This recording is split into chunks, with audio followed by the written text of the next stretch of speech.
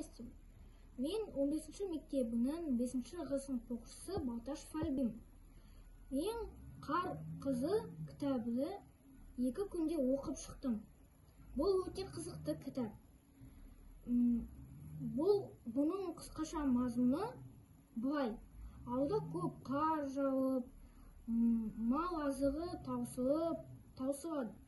Содан ауылдағы 3 жігіт трактормен шөпке шығады. Бірақ олар бара жатқан жерге жетпейді. Содан олар адасып кетеді.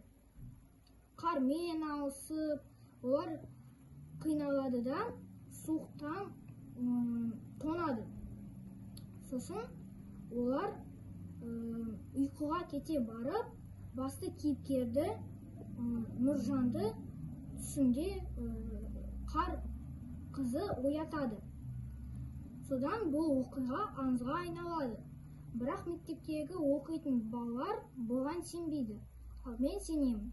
Мен сіздерге де осы кітапты оқуға ұсынамын.